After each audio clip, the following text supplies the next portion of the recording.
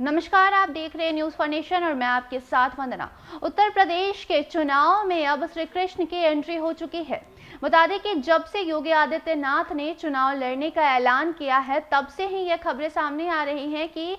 मथुरा से ही योगी आदित्यनाथ को चुनाव लड़ने चाहिए। और साथ ही हरनाथ सिंह ने जेपी नड्डा को एक पत्र भी लिखा, जिसमें उन्होंने ये जिक्र किया कि श्री कृष्ण ने मुझे मजबूर किया है कि मैं आपको ये पत्र लिखूं, और अनुरोध भी किया उन्होंने कि योगी आदित्यनाथ को मथुरा से ही चुनाव लड़ने चाहिए। और उसके बाद अब अखिलेश यादव भी श्री कृष्ण को लेकर एक खास बयान जारी किए, जिसमें उन्होंने कहा है कि अगर श्री कृष्ण ने योगी आदित्यनाथ को कहा है कि वो मथुरा से चुनाव लड़े, तो श्री कृष्ण तो मेरे भी सपने में रोजाना आते हैं और कहते हैं कि अखिलेश जी, आगे आपकी ही सरकार बनेगी, आप भी चुनाव लड़ो। और साथ ही अखिलेश यादव ने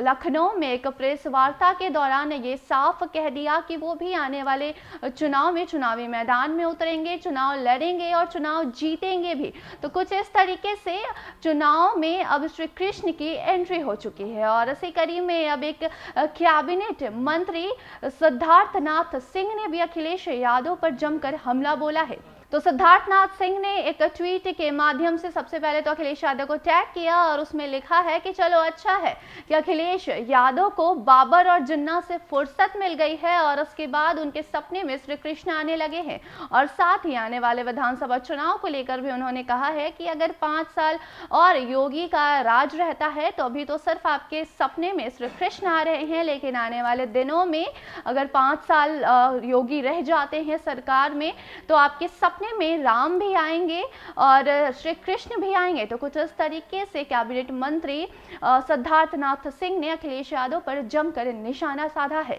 बता दें कि अखिलेश यादव ने लखनऊ में एक प्रेस वार्ता किया और जिस दौरान सबसे पहले तो उन्होंने बीजेपी पर जमकर हमला बोला और साथ ही ये भी ऐलान किया है कि वो भी चुनाव लड़ेंगे और जीतेंगे भी। और कई सवालों के जवाब देते हुए उन्होंने बीजेपी पर हमला किया और खासकर मोदी पर अपना निशाना साधा। उन्होंने आने वाले चुनाव को लेकर भी कहा है कि जहां से योगी आदित्यनाथ चुनाव लड़ने वाले हैं, वहां सबसे पहले तो उनको जनता को जवाब देना होगा, बताना होगा कि क्या कुछ किया है योगी ने वहां के लिए, और तभी वहां के लोग उन्हें वोट देंगे। और तो वहीं दूसरी ओर जब पत्रकारों ने, जो अखिलेश यादव ने यह ऐलान किया है कि 300 यूनिट वो बिजली यूपी वासियों को मुफ्त में देने वाले हैं, उस पर जब पत्रकारों ने सवाल पूछा कि कहां से आप ये यूनिट बिजली का देंगे, तो उन्होंने कहा कि बिजली जो 300 यूनिट हम देने जा रहे हैं, वो जो बिजली परियोजनाओं का उद्घाटन हुआ था वो सपा की सरकार ने ही किया था। तो कुछ इस तरीके से अखिलेश यादव जो